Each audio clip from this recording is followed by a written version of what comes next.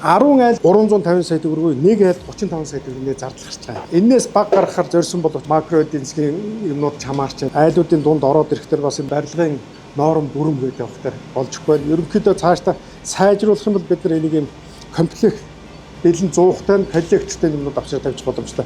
Хэдүүлээ одоо наашилчих. Бид нар Монголд анх удаага иргэдийн оролцоотой туршиж үзэж байгаа л төсөл. Иргэд маань өөрсдөө санаачлаг гаргаад өөрсдөө нэгдэж нийлж чадах юм бол ийм юм дээр бол одоо төр цаашдаа бодлогоор дэмжлэг үзүүлээд 1 айл гарах зардал маш бага гарч байгаа шүү дээ.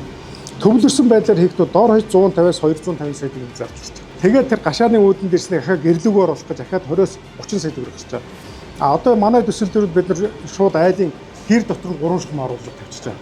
Бохроо, цэврээ, дулаана. Тэгээ энэ одоо дулааных нь коллектор гэж айл болгон тус тусдаа 10 шугам гарна. Айл болгон дангаараа.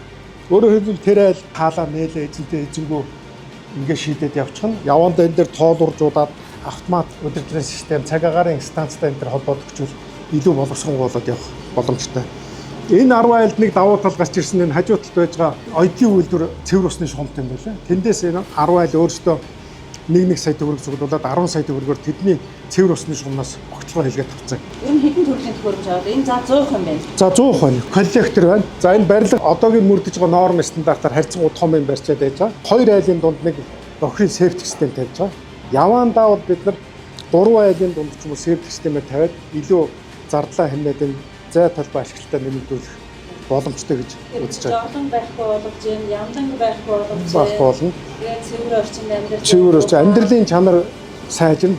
Мэдээж энэ байшингуудаа жоохон дулаалах хэрэгтэй байж байгаа. Энэ түлж байгаа нүүрсээ багасгана. Дулаалгаа хийх илүү тогттой болно гэж ингэж үзэж байгаа.